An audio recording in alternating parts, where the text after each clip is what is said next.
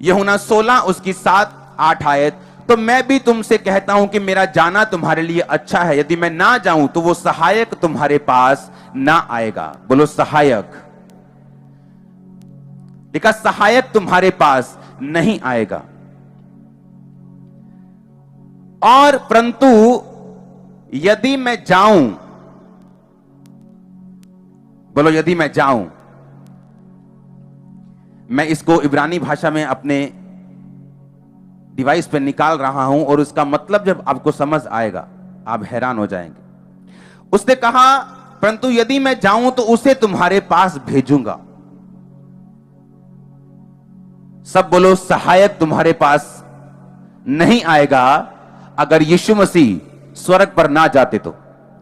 अब सहायक का मतलब क्या है? सहायक का मतलब है, ग्रीक भाषा की ये बाइबल ओरिजिनल भाषा लिखी गई थी, ग्रीक भाषा का 3875 शब्द है सहायक के लिए जो यूज किया गया, स्क्रीन पे देखेंगे, जिसका मतलब है पैराक्लिटोस, जिसका मतलब है एडवोकेट।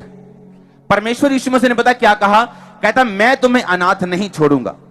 अगर मैं जाऊंगा स्वर्ग पे तो मैं तुम्हें एक एडवोकेट देके जाऊंगा, एक वकील देके जाऊंगा, एक कंफर्टर देके जाऊंगा, एक सहायक देके जाऊंगा। हर एक विश्वासी, चाहे वो नबी के समान सामर्थी हो, चाहे वो ग्रेटेस्ट मैन ऑफ गॉड हो, चाहे वो एक बिलीवर हो, अपनी लाइफ में वो निराशा को किसी ना किसी समय पर जरूर महसूस करता है। लेकिन उस निराशा से बाहर आने के लिए परमेश्वर ने हमें अकेला नहीं छोड़ा। परमेश्वर ने कहा मैं तुम्हें अनाथ नहीं छोड़ूंगा, क्योंकि जो अनाथ होते हैं, जिनका कोई नहीं होता, वो निराश होते हैं, उनको अपने दिल की बात कहने के लिए कोई नहीं होता। यीशु मसीह ने कहा अगर तुम्हारे पास माता है, पिता है, भाई है, बहन है, लाखों लोग हैं, अगर पवित्र आत्मा नहीं है तो तुम अनाथ हो। इसलिए परमेश्वर ने कहा था मैं तुम्हें अनाथ नहीं छोड़ूंगा।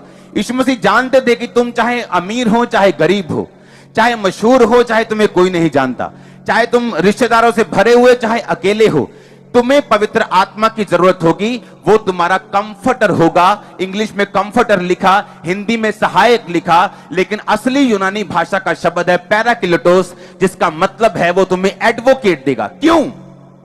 आज जिसके पास अच्छा एडवोकेट है वो बड़े बार ऐसा होता है अपने केसों से जीत जाते हैं, जेल जाने से बच जाते हैं, फालतू की चिक से बच जाते हैं। ऐसे इंडिया में एडवोकेट हैं जो एक हेयरिंग का, एक बार कोर्ट में अपीयर होने का जाने का 25 लाख फीस लेते हैं, 30 लाख फीस लेते हैं, 1 करोड़ फीस लेते हैं एक बार की। ऐसे एडवोकेट भी हैं क्योंकि उनको संविधान की नॉलेज है, उन पे किया गया भरोसा व्यर्थ नहीं जाता।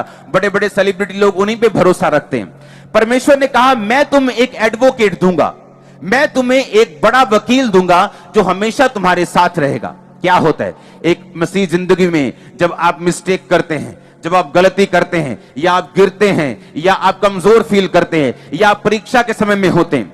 जितनी क्रिश्चियन लाइफ में मैंने निराशा सही है, मैंने आज तक एक भी विश्वासी ऐसा नहीं देखा जिसने उस लेवल की निराशा सही हो।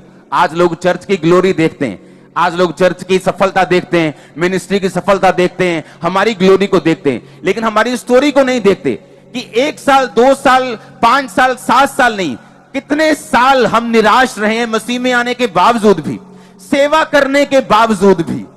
निराश मतलब ऐसी निराशा नहीं जो हमें मार दे, लेकिन ऐसी निराशा की परमेश्वर 10 साल हो गए हमें प्रार्थना करते, लेकिन इस चीज का उत्तर तूने अभी तक नहीं दिया।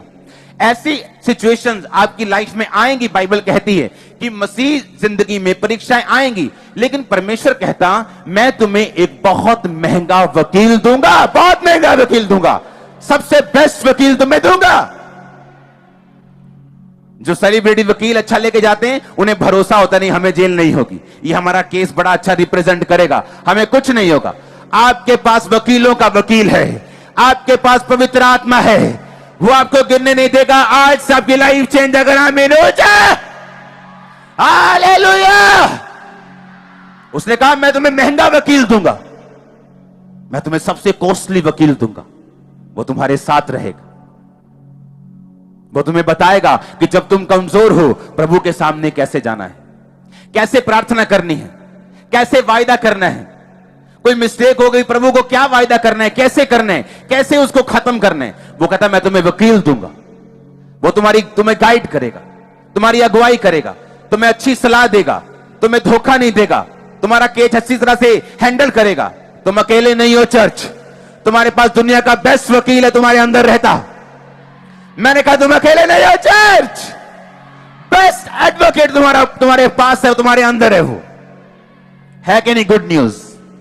है कि नहीं गुड न्यूज? खड़े हो जाओ, तारीफ करो अगर गुड न्यूज है तो। मैंने कहा खड़े हो जाओ अगर तारीफ करो अगर गुड न्यूज है कि नहीं गुड न्यूज? तुम्हारे अंदर दुनिया का बेस्ट वकील रहता है, गुड न्यूज है कि नहीं? तारीफ करो हाथों को उठा के, थैंक यू जीसस बोलते हुए, जोर से हालेलुया उछल के हालेलुया बोलते हुए, हालेलुया, आमीन आमीन। बैठ जाओ, आज का वचन डिटेल में है, मुझे बैठना पड़ेगा आपके साथ। आमीन।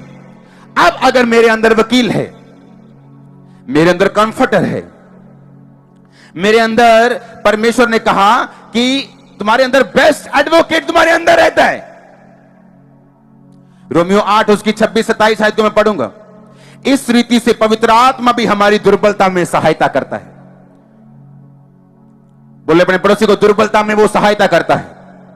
आप जानते हैं आपका बेस्ट, आपके दोस्त क्या करते हैं? जब आप दुर्बल होते हैं वो आपको चिढ़ाते हैं, वो आपकी बेइज्जती करते हैं, आपको ताने पड़ते हैं। किसी औरत के बच्चा नहीं होता, वो यूट्रस में दुर्बल है, उसको ताने पड़ते हैं, उसको बातें सुननी पड़ती। एक आदमी फाइनेंस में दुर्बल है, उसको बातें सुननी पड़ती, उसको शर्मिंदगी सहनी पड़ती, उसको तरह तरह से उसके अपने ही उसको ताने मारने शुरू करते हैं, उसको चुभती हुई बातें बोलते हैं। परमेश्वर कहता नो, जब तुम आत्मा में जब तुम दुर्बल होगे तो आत्मा तुम्हारी सहायता करेगा, एडवोकेट तुम्हारी सहायता करेगा। वो तुम्हें स्ट्रांग बनाने के लिए तुम्हें दलीलें देगा, तुम्हें गाइड करेगा, तुम्हें महामजबूत करने के लिए यीशु मसीह के नाम में आज से पवित्र आत्मा आपकी अगुवाई करेगा, आपके बच्चों तक की भी, आपके बुजुर्गों की, आपके फाइनेंशियल लेवल के लिए, आपकी जिंदगी के लिए। आमीन। चाहिए आशीष तुम्हारी है। हालेलुया।